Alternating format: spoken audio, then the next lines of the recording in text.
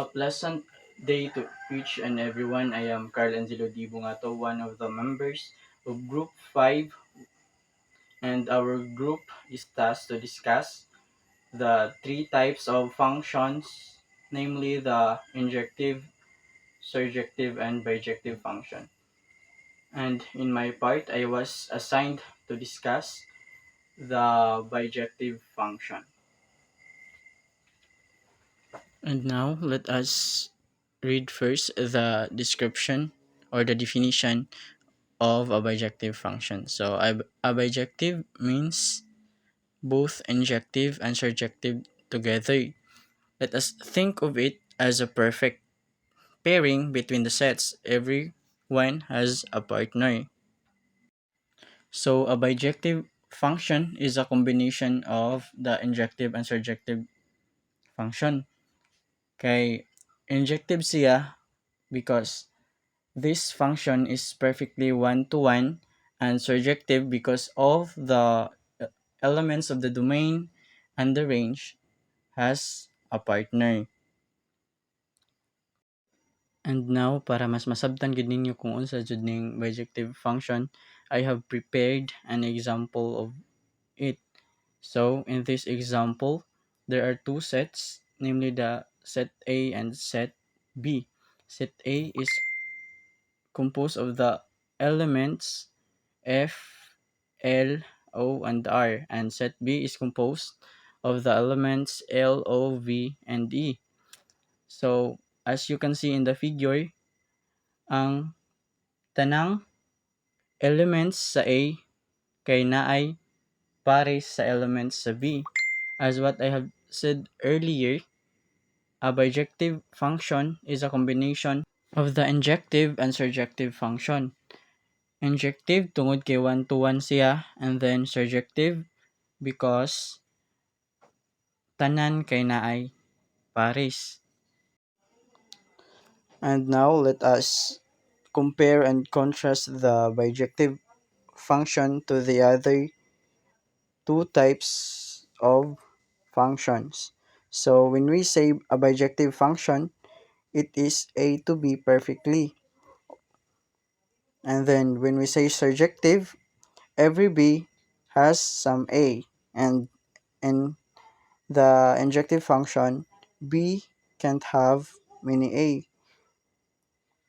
So sa injective function, one-to-one siya, pero dili necessarily nga dapat naay partner tanan as long as one-to-one siya. And then sa surjective, B has some A. So sa surjective function, ang iyang range kay na ay two or more pares nga domain, and then ang tanang elements na ay pares. And then sa bijective, it is one to one, and then tanan kay na ay pares. And that's the end of my report. Thank you everyone for listening. Ug unta namoy nakatunan bisan gamay lang. And then if napa mo gikalibugan, my groupmate Miss Diane Socorin have provided more examples of bijective function. So, good afternoon, everyone. Good afternoon, ma'am. I am Kristen Dayan Socorin, and um, I am going to giving you example of budgeting function. So, we are already done discuss the meaning of budgeting function. What is budgeting function?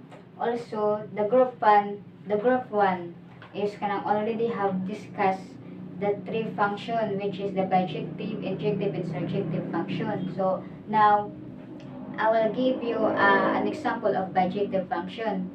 So this bijective function example. So you can see the element of E and the element of B. Element of A is A, B, C, D, and the element of B is 1, 2, 3, 4. We can see that this is bijective function because the element of B has a co-image of element of A. So 4 is D, 4 element D, 3 element C, 2 is an element of B, 1 implies E. Another example is This also a bijective function because the element of B has also a co-image in set E.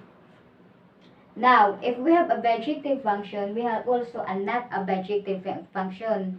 Kanang we are what unsa man ang para unsa na pag ma-consider nga this function is not a bijective.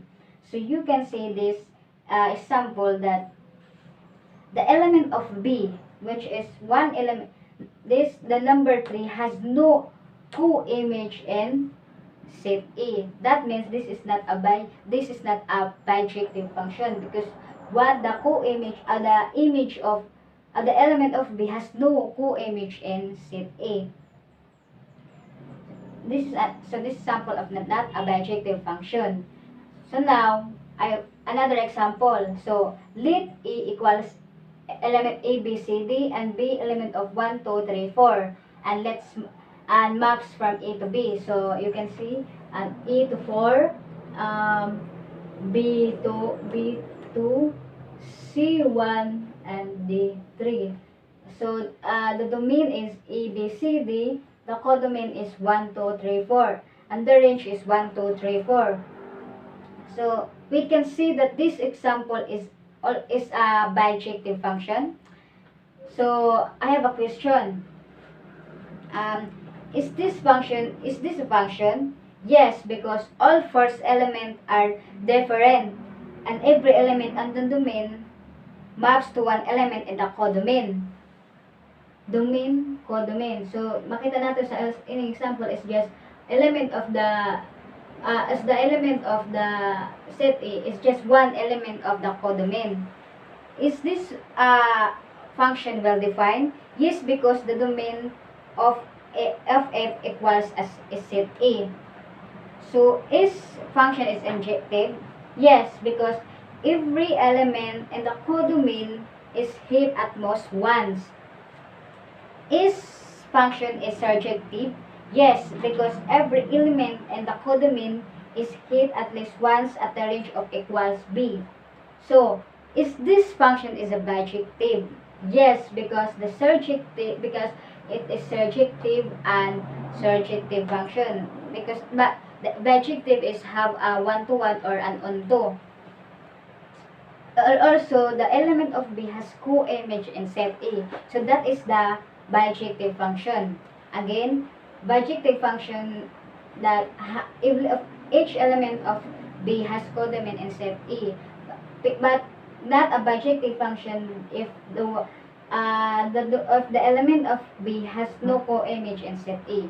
So that is the bijective function. Thank you for listening.